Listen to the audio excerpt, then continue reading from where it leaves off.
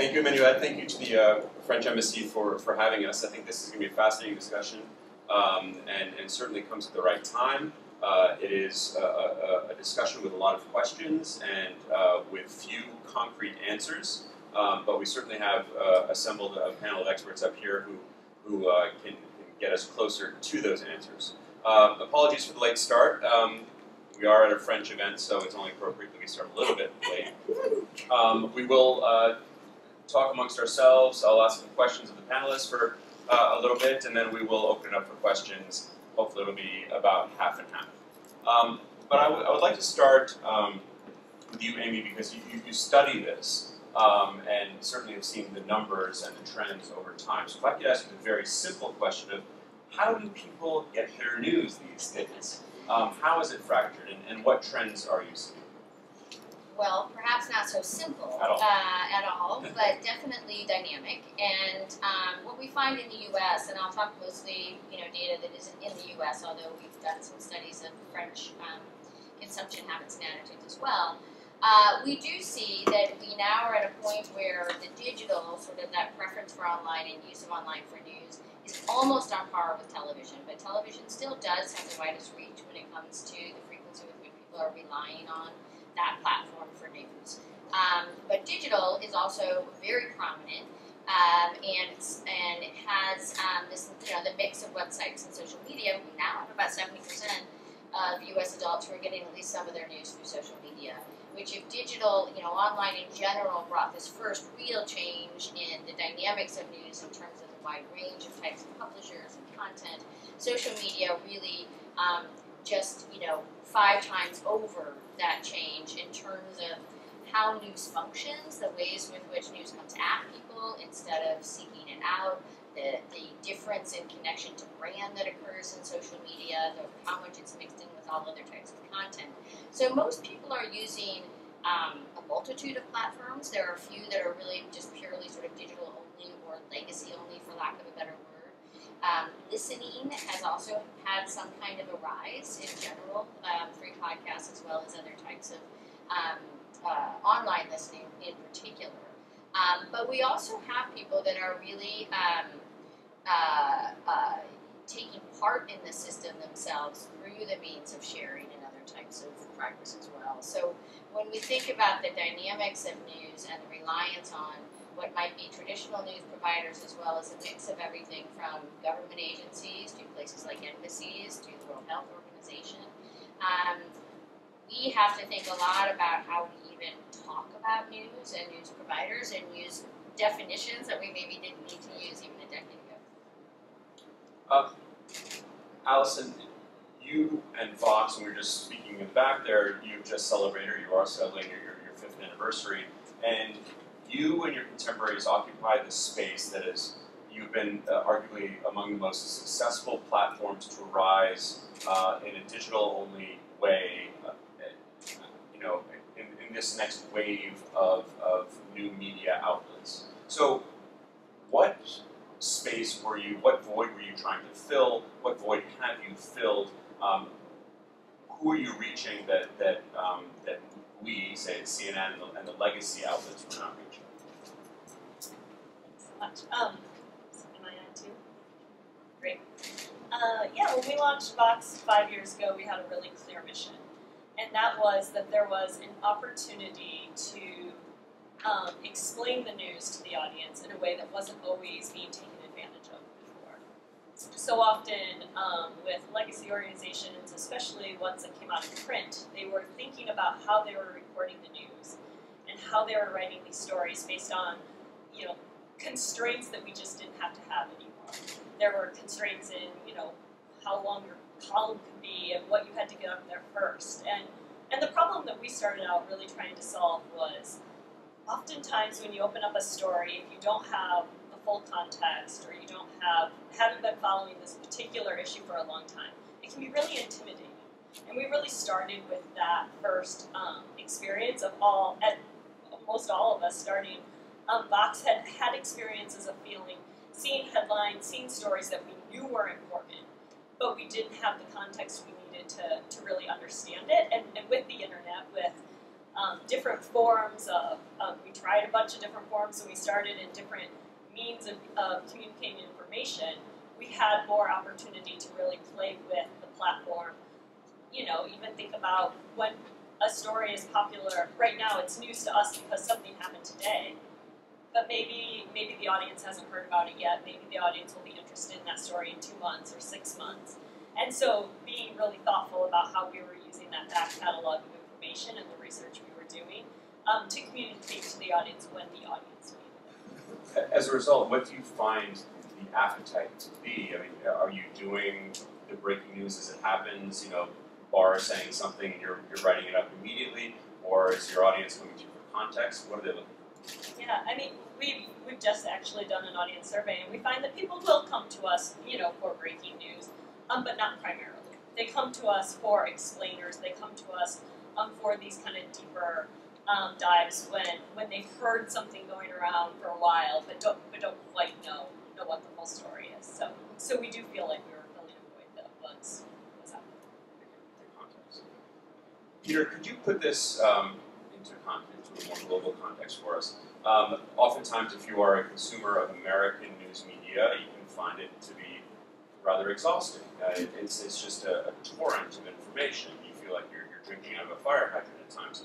Is it the same in Europe? Have you found the same fragmentation of European media, and the way, is the European consumption and appetite the same as in the States?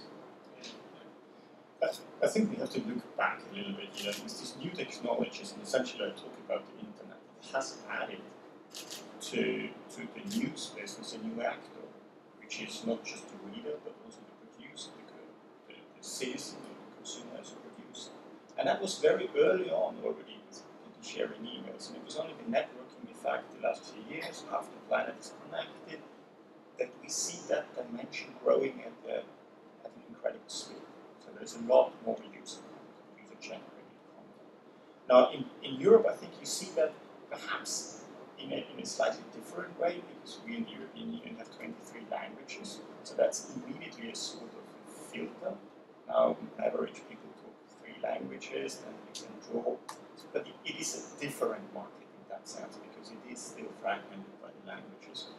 But by adding that user dimension to this market, I think we have we created that risk for the professional market. Journalism is at risk, but at risk by content generation, by the users themselves. And I'm not talking badly about it, but when I share certain news about me, that's not journalism. That's just me saying something. So, and I think that we are not yet there in understanding both from the production side, what is news and what should be news, and from the consumption side, what is news and what should be news and what should be consumed. So there's a media literacy question here, which is particularly strong, I think, in Europe, because small language groups create very quickly echo chambers. So it's very easy in small language groups to get attraction with a story. And that gives me, sorry, Amy, go ahead. Oh, I was just going to add on the fragmentation. We did do a study of 8 Western European countries, that included France, data that was from Leiden about a year ago, and it was pretty interesting because we didn't see the type of really dramatic fragmentation that exists in the U.S. There just weren't that many people that were regularly getting news from some of these less well-known brands or digital natives, and in many of these countries, we couldn't find very many digital natives. So it's sort of like it's kind of just starting. France, however, was one of the more fragmented of the countries that we studied in Europe. So there was none of no outlet had more than 2 in 10 people name it as their main source. So it was more fragmented than others, but that's still far less than what we see in the U.S. And less left-right divides. Some more divides that are occurring around populism lines, but it was sort of interesting to see that there was not quite that massive array of these digital startups, digital onlys that exist yet, and that may be something that is moving into the field. In this time of incredible political polarization, people often proudly tell me, "Oh, yes, I'm a CNN viewer, but I'll watch Fox News just to get the other side." But that's, and I think that's a false equivalent, but anyway. I think that's anecdotal. To what extent have Americans retreated into their corners and are only consuming the media that is part of that echo chamber that reflects their views? And is it getting worse? It is quite dramatic. I mean, we did our first real media polarization study in 2014, and there were massive divides then.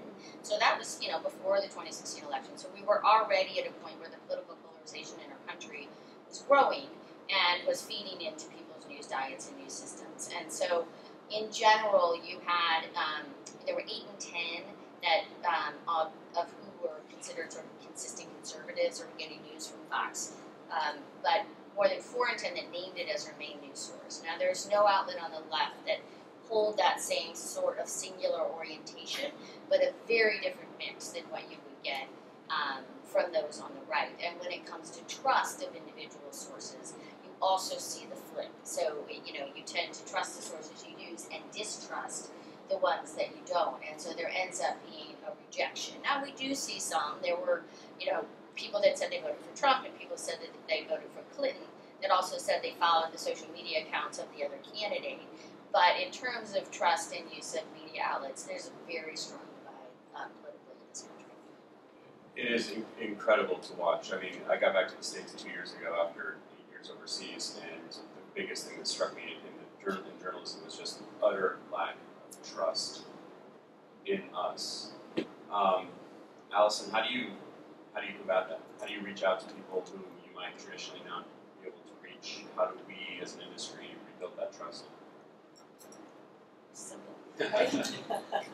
No, it's a lot of steps, really. I mean, for us, we find that there are products that people really latch onto, and then trust really builds when they feel that they are closer to and understand those reporters. And so, one space that we've really moved into in that way is podcasting. We find that everybody knows the jokes and the NPR tote bags, and people that are NPR fans love NPR, right? With this deep loyalty and trust, and I think a lot of that has to do with the medium. There is a feeling that you get when you're hearing the same voice and you get a relationship with that person, and I think that builds even stronger and deeper in podcasting. Where, rather than, a 5-minute news story or something, you get an hour-long conversation and you understand how a reporter thinks about a topic and the types of questions they want to ask. And I think it really helps people feel that they can understand the perspective of the reporters that are bringing them the news. And I think that does a lot for building trust. Yeah, that would be my main thing. But there is obviously so much more to do. And, whether it's tweets about fake news or other, viral social media posts, there is a problem that is also bigger than just the journalism community that is going to be really hard to solve. How important is it for brands like CNN and Fox and New York Times and everybody else to have every arrow in that quiver, including podcasts? Do they have to run the entire gamut to succeed? Oh, no. I think absolutely not.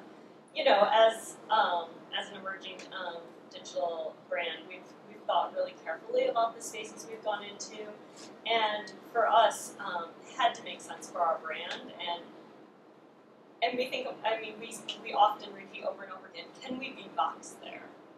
Can we bring the essence of what we do to that platform, to that medium? And there have been times we have said no. There are times we have tried, and it's been really hard. We went onto Snapchat for a while, and that was a really hard medium for us to work in. But at the same time, one of our first Snapchat stories was a deep dive on facts and statistics about gun use in America.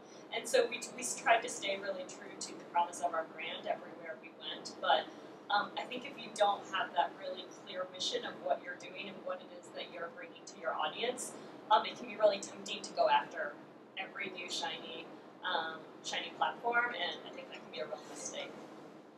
Sorry, I'm saying. It's a story to work. Peter, I want to pick back up on the trust issue. Given how dire it really has gotten, is it naive to think that people will turn back towards the legacy outlets, the brand outlets, or is that age over? That's a nice curveball. Thank you. I can't be, in the French embassy without making a provocative statement. And I think in Europe the situation is fundamentally different in terms of news production competitiveness. This is a very commercial business here in this country. Very successful, very active.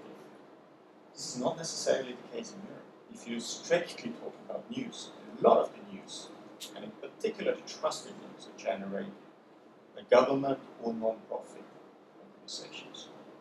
And for good or worse, in many of the countries, let me only talk about the country I know best, which is a small mountain country, the trust in government news production is tremendous high. No private company can come anywhere near. I venture to say the situation may not be very different in the UK. BBC is enjoying a tremendous trust brand behind it. It is fairly similar for at least several news outlets in France and other large countries. It may not be true for all of them. I'm now thinking, for instance, about Hungary, where that is a bit kind of right now. But so we have the public sector enjoying that brand name, producing that, and being a stabilizing factor. That's not going to change in the next 2 years or 5 years. Though the experience they have made, you can lose trust by going into channels you probably shouldn't go. So that's particularly on the online side. So this is, I think, you can lose trust in going in certain distribution channels, which probably is an opportunity for commercial actors, that's where they go, to use exactly those channels to build their own trust. So we see a bit of a separation here. Depending on the channels, there are different trust patterns in producers. But it's not just because of the commercialization, and we here in the States certainly like to criticize the president for being very successful at branding things fake news. But the fact is, trust was on the decline for quite some time, not just here, but as you point out, in Europe as well. So to what can we attribute that?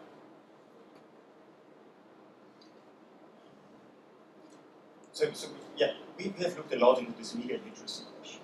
So why is the situation today so much different than it was many years ago? And you all know that in the UK you have speakers' corner, these stones you find around the country, you can stab on there and say what you want. The big difference is today you have this networking effect. At that time you could reach 100 people. That was growing much your voice and support and shouting. Today the tools available to every citizen are much bigger. So I think it has to do a lot with media literacy. It is on the production side you lose the trust, not on the consumption side. So and that's not going to go away. So if you have about a quarter, or about close to 30% that say they have a lot of trust in local news organizations, that drops to about a quarter when you get to national. But then when you ask about news that comes from friends and family, who are big providers of news today for people, it falls to about 15% among the public. And then when you ask about news that you get through social media, you're in the low single digits, 4 or 5% each year over. So there is some sense of nuance that people bring. It doesn't mean they don't get news there, but there is some sense of like, who can I rely on more for this to be accurate information? And the institutional voice does rise above some of those lesser, at least when you ask that first question. Alison, would you agree with that, and with our host, who says that traditional media are increasingly regaining our authoritative status? That's great. No, I do. I really agree with that. I think that, to the point where it seems like the studies and everything show that, oh, I don't trust the media, but I trust you, or I trust this reporter I like, or I trust this newsletter I get. People, when they do have that relationship and understand how the reporting is done and how people, even someone's worldview that they take into a story can be really helpful for building trust with people. In a certain extent, news is a product like any other product. So trusting product has to do with the quality of the product. So why do people trust certain automobile manufacturers or whatever brands you recognize? And that has to do in turn with the capacity to produce quality products. Now the question is, do the news media business have the means to produce quality products to gain their trust? And that has to do, there's a financial question to it, but there's also a resource question to it. Do we have, frankly speaking, do we have enough journalists? Like 10 years ago, if you would have asked somebody going to study journalism, probably would have advised something different at that time. That was a dead end road at that moment, but that is changing rapidly right now. And it also takes time until a new generation of journalists is coming along until they're trained. That's in fact a job which is a very hard job. You just can't learn it overnight. You need a lot of experience. So it's also something which will take a decade until you see the facts of that coming into the business, and then the product will become better, and then the product will earn the trust. So I think we're talking about very long cycles of impact. We've seen a long cycle of going perhaps down, but that should also not stop us from enjoying the long cycle when I was optimistic when things become better now. But are the resources there to cultivate that next generation of journalists? Of course, it's a tremendously exciting time to be a journalist, but every outlet's budget is going down. So we have to make somebody pay for the product, I suppose. And that's the thorny question. So who's going to pay? And probably as usual, at the end it's going to be the consumer. Like in every product, you can subsidize, you can think about all sorts of mechanisms, but it comes always down to the consumer paying for the product. So we, at least in the European Union as well, we have quite clear messages along those lines. It's not a crime to have a newspaper subscription. Yeah, I mean, I think it's it's a huge challenge. I mean, Vox has some interesting structures that I think would be great for people to hear about. But it is, we just did this big study of local news in the U.S. Over 7 in 10 think that financial state of their local news media is good. 14% have paid in any way for donation or subscription or whatever in the past year. This is about local news specifically. So there's not a lot of consumer buy-in when it comes to the subscription. Now, certainly, a lot of that has to do with the fact that what people say is there's so much free that's out there. It's not a quality question. Very few people listed that as the reason they weren't paying. But it's too easy not to pay. And so what's the dynamic that can shift there, and what are the ways that news organizations can be able to supplement and have that money? Vox is one that's been able to maintain and grow its staff, but we even found that over a year's time, from 2017 to 2018, you had about a quarter of the digital natives that were the top audience garners who had laid off staff as well as so many of the newspapers. So it does continue to be a challenge to figure out how to sustain that reporting level that ends up being so important. Yeah, we've it is a challenging time. There's no question about that. But at Vox, we've been able to really diversify the number of ways and streams of revenue sources, and so that's everything from events to podcasts to online. Like we're not dependent on just one stream of revenue, and I think that's really important as we continue to also need to move into new spaces to find the audience. And but I think there's some interesting questions too about about how much money the platforms make and how they do that, and the content that we make for them in essence that makes their platform so successful. So I think there'll be interesting times to come. But Alison, why do you think that a platform like Vox has been able to make it work, as it were, while others are suffering at a time when there's arguably, we haven't seen this kind of interest in journalism in a long time?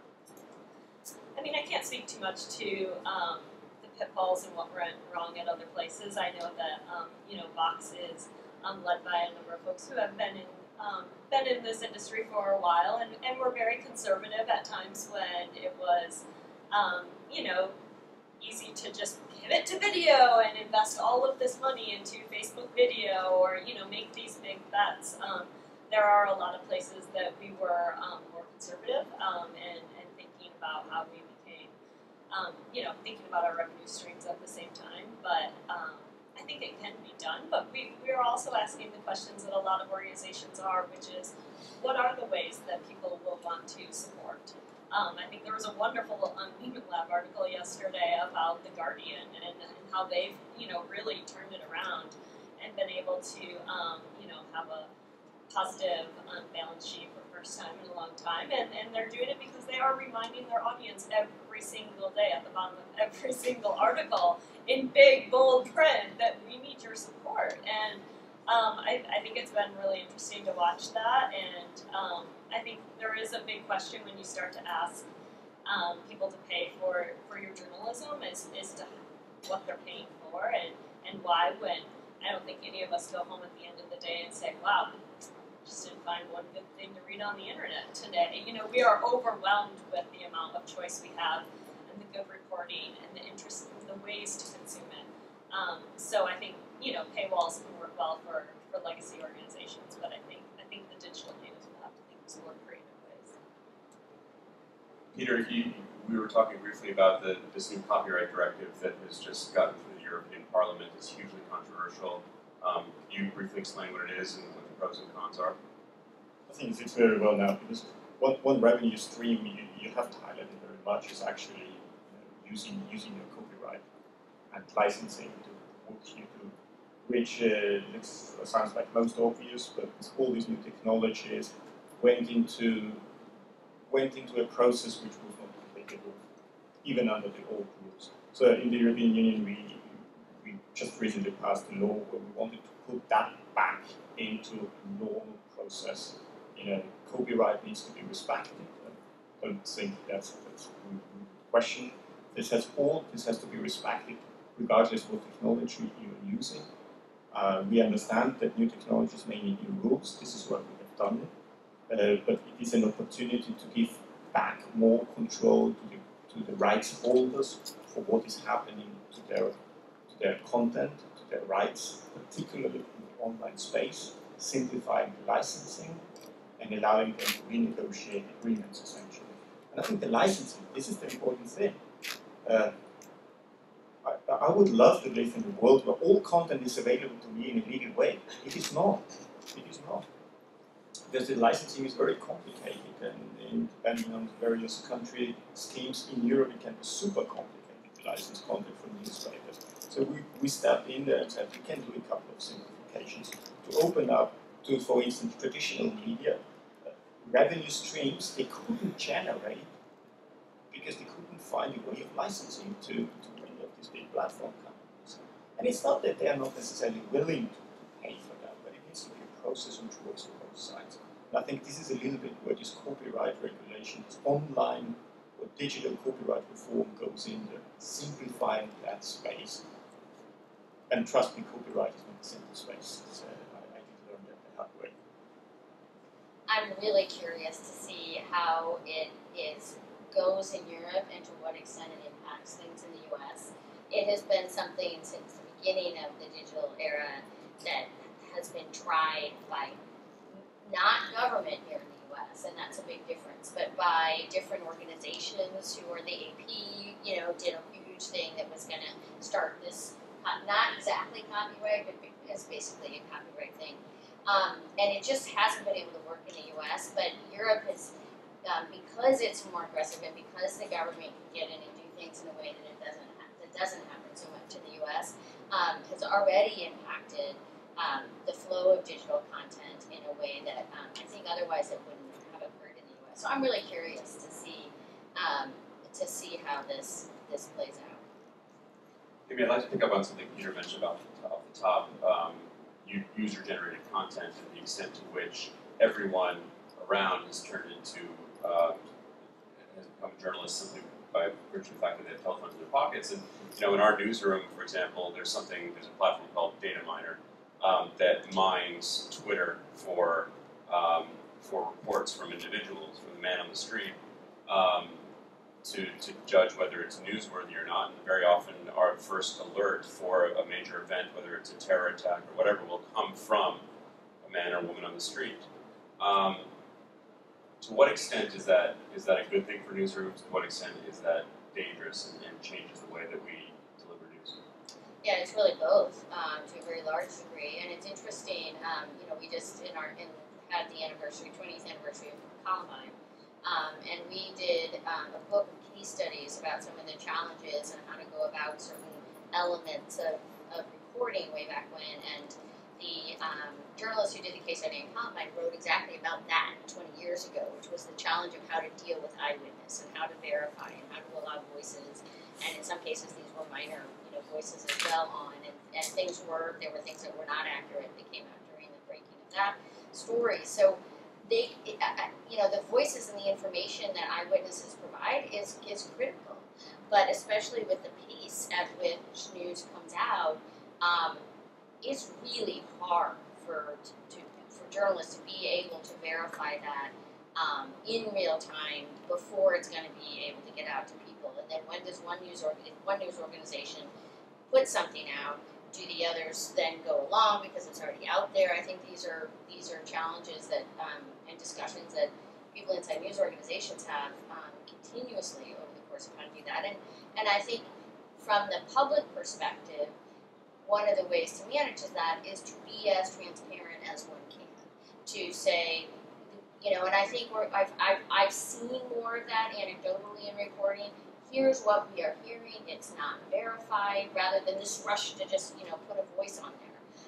But we're still gathering information. There is some suggestion of this, but it's not been verified. So at least you're kind of keeping people up to date with what's out there, but letting them know what you know.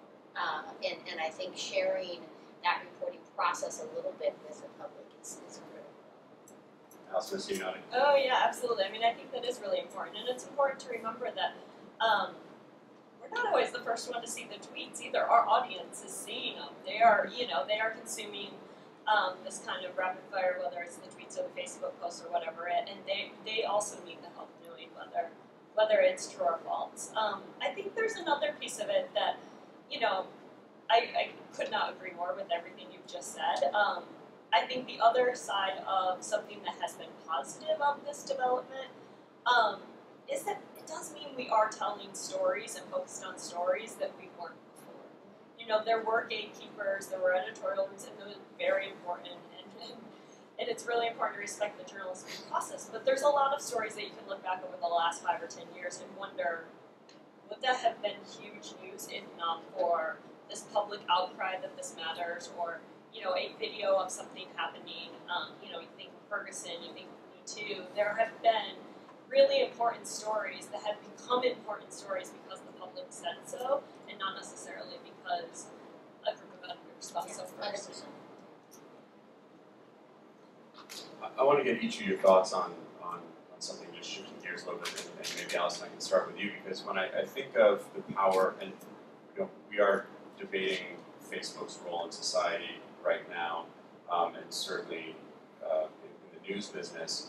I think of Fox's founder, Ezra Klein, who really made a name for himself in social media, was long pointed to as someone's Facebook page to sign up to, and a lot of your content was transmitted through Facebook. Can you comment on how important that is now? How they've impacted things, and whether that's as necessary? Yeah, absolutely. I mean, when Vox launched in 2014, that was like my main job. It was Facebook. It was thinking about Facebook. It was thinking about how our news traveled on Facebook. There were times in the early days where 60-70% of the traffic was coming from Facebook, and there was a lot to think about. What did that mean for the volume of our headlines? What did that mean for what did well on Facebook, and what did that mean for our brand? And so, luckily for us, we had this guiding star of wanting to make sure that our brand distinction was different, and that helped us keep, I think, from turning up the volume when it was really tempting for some organizations to do that. But actually, it was a Pew study, I think maybe a year and a half into Vox or so, that came out that showed that, and Amy hopefully remembers the data a little better than I do, but it just showed that people would click on an article on Facebook, and they would never know who who the article was from. They just read it on Facebook. Even the number of times you would hear someone say, "Oh, I read on Facebook," or "I saw this news on Facebook." It was everywhere. And that was a real awakening moment for us, that we can't exist as an organization that's just getting traffic from Facebook. And I think some of the organizations that were, some of the other, digital groups that were, kind of came up at the same time of us, have had a really rough go of it. And so I think, it is, you need a bigger staff, and you need to be thinking about it more when I think we're on like 14 different platforms now, and people are coming to us from their iPhone, from Apple News, in huge numbers. We have to think about SEO. There's just so many ways that we are finding an audience, but I think it is a lot healthier not to be so dependent on one source. Peter, can you comment on the power of Facebook and whether it's waned or not? I want to go into one line of thinking is, we are living in an online world where probably this anonymity we have been enjoying the last 20 years will go away. That's maybe a personal statement, I just can't see that in 10 years from now we will enjoy that sort of ability to hide behind the finger and do things online, do things on Facebook which we wouldn't do in real life. I think there's good news to that, that loss of anonymity may not mean that you have to be authenticated all the time, but there needs to be also a trail of responsibility through these technologies, through Twitter, through Facebook, which allows people to act responsibly and force them to act responsibly. And I think this is a bit a conversation we are having. We're having in Europe a group. We bring together the group of the platforms, have conversations with all of them to see, how can that space be made more responsible. You have to do as a platform a number of things. There may be a number of things governments have to do to enable that, but that space will have to shift in a more responsible way of operating. And just to, thinking about how it's different to be a journalist today than it was before. It's something that we don't talk about publicly a lot, but the abuse that journalists receive on these platforms, the very, very real threats. I would have never imagined before joining Vox, I wasn't in journalism before, the amount of time I would spend worrying about journalist safety, having people move out of their homes for a weekend because of a threat. Like, it's real, and we don't talk about it a lot, but that anonymity and all that, it has a real effect on newsrooms. It has an effect on the members of our staff that want to be on face camera, video creators that their face is there and their name is out there. And, it really does, it's harder for women and people of color to be in those roles because of the abuse they face. Yeah, this came up in the last panel I was on a couple of weeks ago too, and I do think it's something that a lot of people are not as aware of, and particularly, but not solely, political reporters that are facing a lot of it today.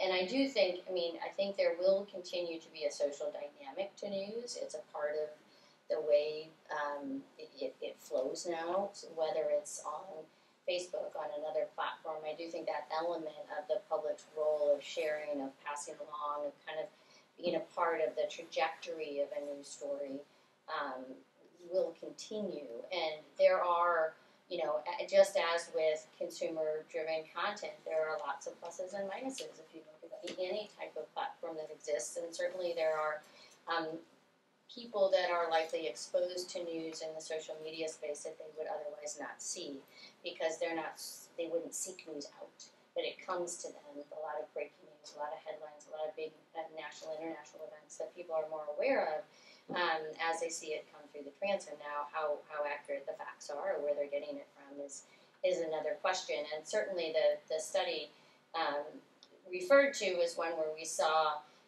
it was about sort of getting news digitally in the last 2 hours, and if you were, depending on the pathway one used, if you were one step removed, so you were clicking on a link through social media, or actually through another kind of link sharing mechanism as well, the ability to recall that original source fell by half in the people that we were studying.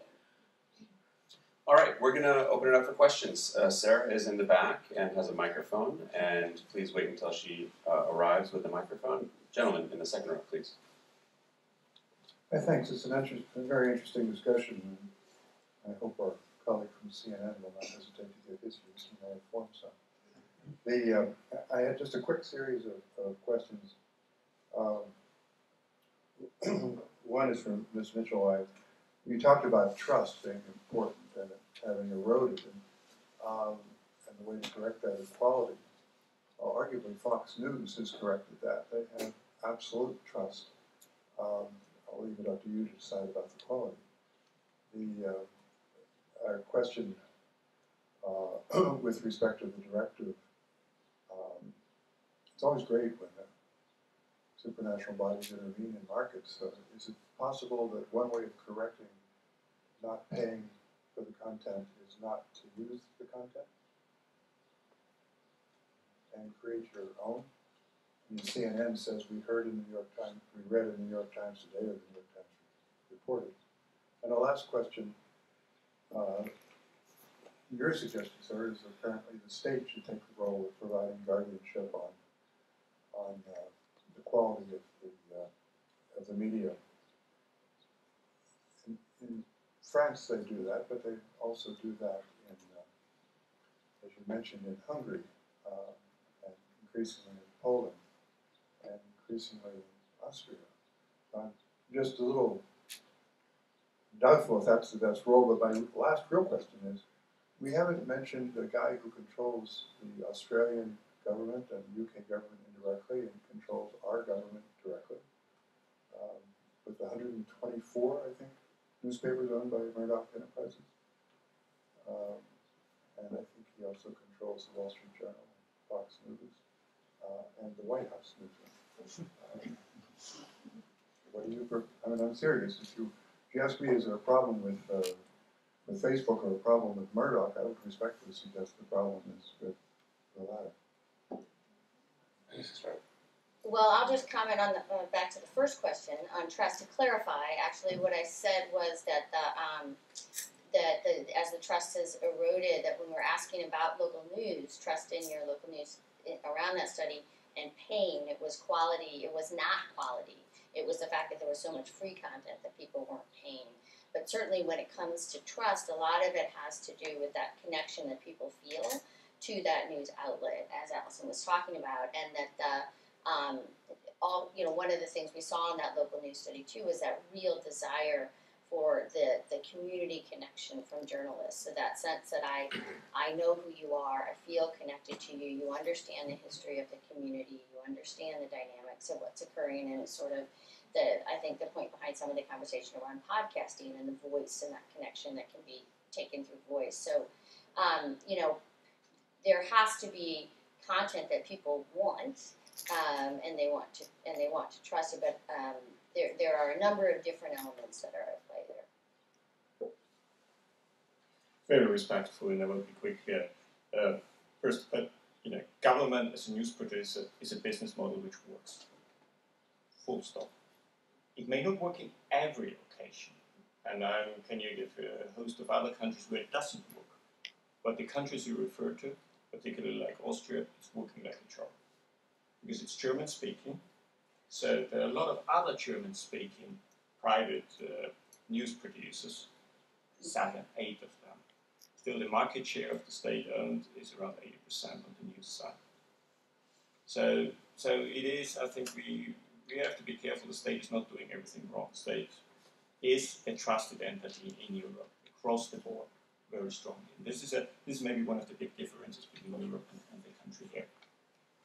You were referring in your other question to, and I'm not sure if I understood it very well, to the copyright directive.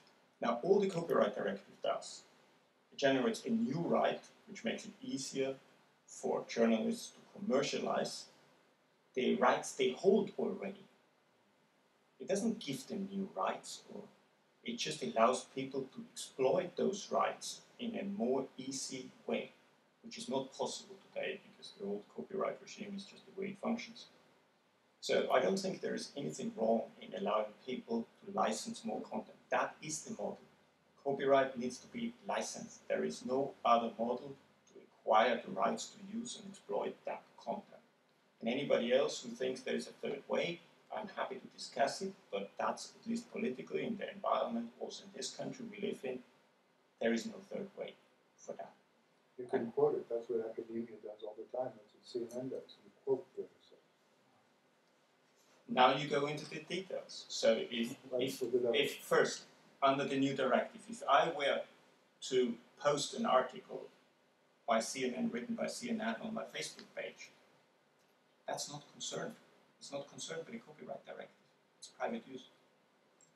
If I, as a professional, for instance, if I, as a university professor, quote something from you, well, there may be limits to that, but I can certainly quote short bits and pieces of that article without obtaining the authorization to do so.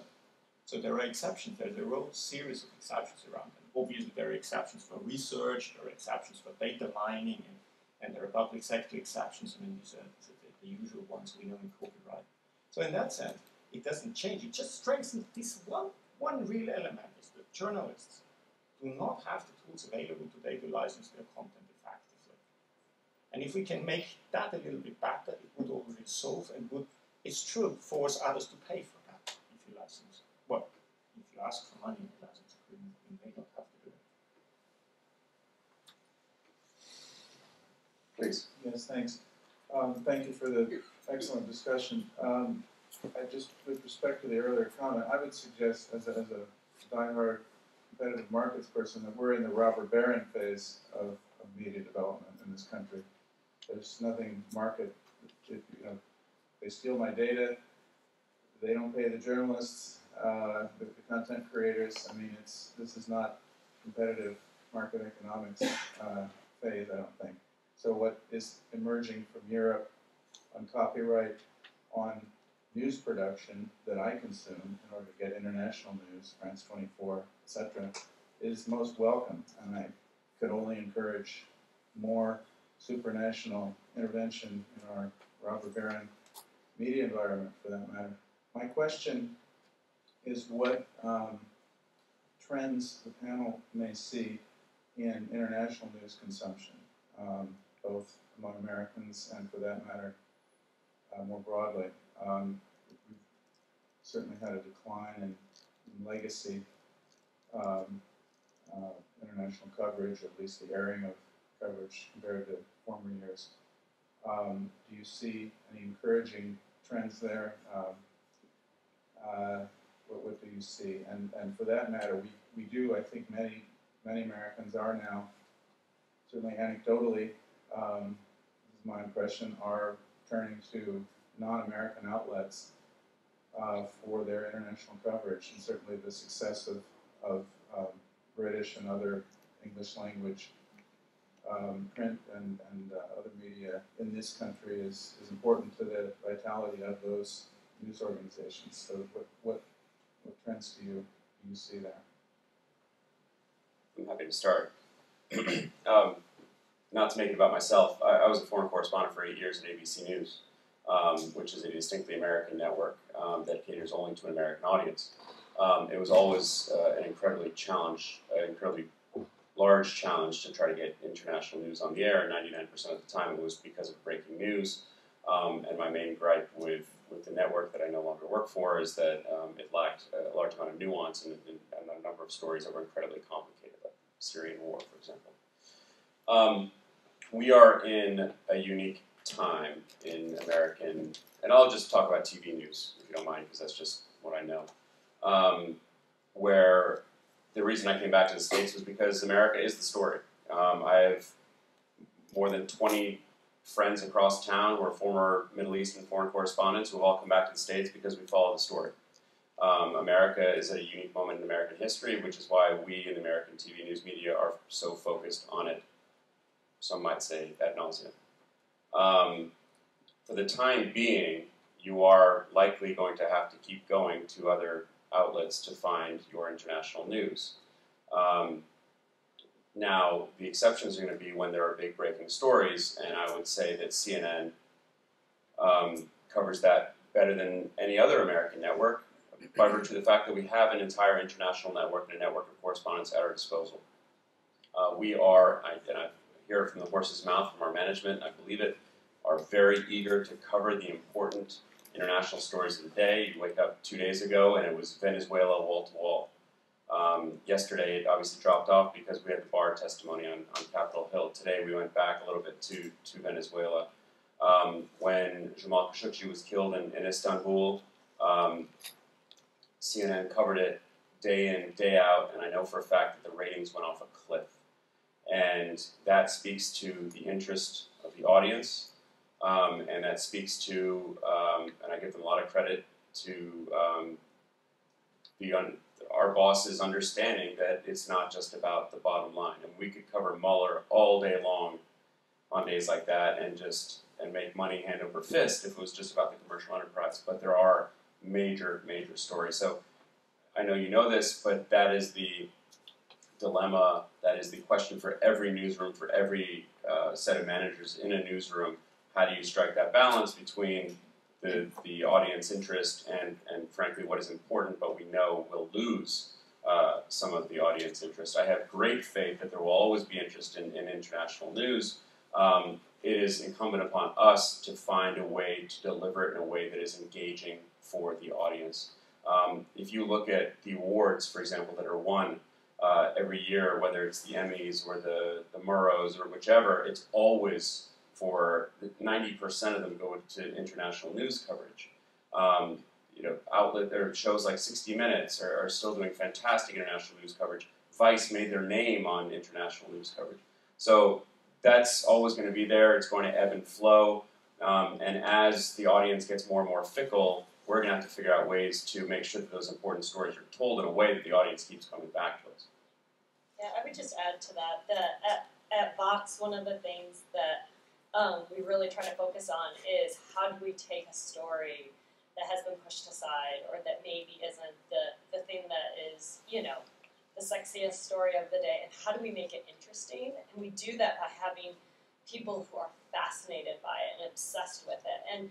And there's no example that comes to mind for me more than we made a 6 or 7 minute long video for YouTube, which if you work in online video, everyone tells you can't be more than 90 seconds, maybe up to 3 minutes, but never more than that. But we had a 7 minute long video on the Syrian war, and it was far and away the biggest views we've ever had.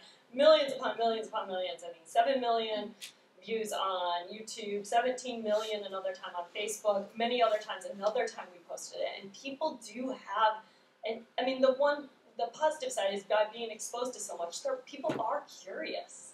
And when you really do lean into that and go with people's curiosity, you can have some really big opportunities too. That was the explainer where it was about the dynamics. Yeah. A bunch of people sent it to me saying that we should do something like that because it's so incredibly complex. Yeah, it's really good. Yes, and then third. Hi, my name's Millie Lorraine. I'm an independent journalist. On the topic of paying for good journalism, I just wanted to highlight. I think there's a lot of ignorance from consumers of news about the amount of freelancers that work for these organizations and the conditions that they work in, their pay. It's not uncommon for to hear of a freelancer in Syria getting paid maybe $100 for a piece whilst they're putting their life at risk, or you can be expected to sleep on somebody's couch if you're going to be covering a certain story. And I think there is a lot of people think it's a very glamorous job, and it's really not. And I feel there's a need to break that myth when we're thinking about asking for readers to pay for the news. If you want good news, you've got to pay your journalists properly. And I'm wondering whose role is that to break this myth, and what do you all think of it? Yeah, well, I mean, that's certainly one of the things that came out in this local news data is that there's a clear disconnect between the public and the news media in terms of the public's understanding of the financial state of the industry. Now, certainly not some segments are doing better than others, but most have seen some revenue declines. Cable has continued to do pretty well financially at the national level, but in general, there's definitely evidence that the public doesn't really have a solid understanding of that. Now, how that conversation begins, I think, is something that news organizations need to be discussing. I'm not entirely sure whether there's any hopeful message has been passed here, to be frank. So I think in Europe probably if you're employed, it's the minimum wage which protects you. That sort of basic stuff, nothing more. But if you're freelance, I think exactly that issue you portray is a very tough nut because it's not that government can step in easily. It's something where essentially the payers need to recognize the value. And this is where we come back to trust, where we come back to the quality of a product which gets a recognition and people are paid. Why do people buy a Maserati? Not because they need a thing to move from A to B, they buy a lot more. So what's the Maserati in their area? And how can we build that notion of there are Maseratis in the news media, that type of, but that will take ages until we get there and that will end up in your pockets. I don't know if you disagree, but there has been, I feel like this has been talked about in the media that covers the media, the treatment of freelancers.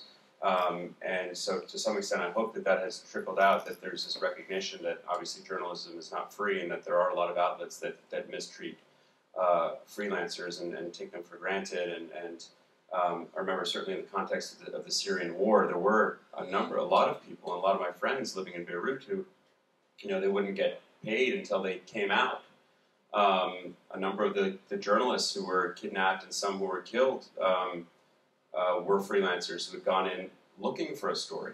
Stephen Sotloff was a friend of mine who was killed by ISIS, and he had said that he had joked to someone that he was just going to go in and file on his Facebook page. I think that there has been a recognition of that, and certainly in terms of security among the major outlets, they have gotten very, very judicious, and it's a good thing, about the freelancers they use and taking responsibility for the risks that they ask people to undertake. So if there's any silver lining, and don't get me wrong, freelancers are still widely and poorly treated, that there is certainly recognition among the bigger outlets that they have to take care of the people that they are asking to do often some very, very dangerous things. I have a very simple question. Are we giving too much importance to trust? Let me give two quick examples. One of them is the recent streamed nature show by Attenborough, who had two previous shows in BBC. But it is different. The third one is different because this is the Netflix one? Yes. The BBC didn't allow any criticism in the content. So public are looking at news whether to find out what is allowed, what is not allowed. And the other thing is, the other example, recently a study was made to see if Britannica has better information than Wikipedia. People were putting malicious information in Wikipedia, but in the end, information was more accurate. So now there's a power from the consumer side that crowdsourced news is better news. And maybe people, they don't want news from Dick and Jane. They trust in events like in Cairo, in Ukraine, or finding something like Periscope discovering it in Istanbul. The events are more immediate, and consumers are trusting crowdsourcing more than the legacy media. What is your thinking on that? First, I would be hesitant, in fact, to consider Wikipedia as a classic crowdsourcing, because it's a highly curated medium, highly curated. So it has an elaborated governance model on how its content is produced. It is true at the very beginning of the information, it's essentially users, there are many trusted journalists as well building that content. So I think that's why Wikipedia is an exception. If it were pure play, user-generated content, it would be a piece of rubbish. It would be completely useless, because people put whatever they want. So I think that example wouldn't work. But I do buy your argument, with trust and criticism. I think there is a balance to be made, and maybe my colleagues are more experienced to answer and judge that nuance. Yeah, I'm not sure I'm completely following the question. I think that I certainly don't have evidence that people trust crowdsourcing more than they trust something that's coming from a news organization. I don't know that means it never occurs. Or that people don't see the value in the crowds, but there's not evidence that suggests people trust what's coming from the public more than they trust what's coming from a news organization. But I'd certainly say that there's a lot of variety in the type of content that's being delivered around those lines. And I think, again, coming back to understanding how information was gathered, how it was verified, what was done with it, how people got their sources, who's filling them in, all of that is something that speaks to ways to help the public decide for themselves what to make of that piece of information. If we switch out the word distrust for skepticism, do you think on balance the skepticism has been healthy for the industry? Well, there's certainly, and we've tried to get at this area of trust, because I agree that the word trust itself can mean 1,000 different things and is often used far too much when we're trying to have one blanket way to talk about what's going on. We've certainly asked about the different things people value or don't value from news organizations and entities, and the majority of the public think news organizations get the facts right the vast majority of the time. So the public generally thinks news organizations are accurate.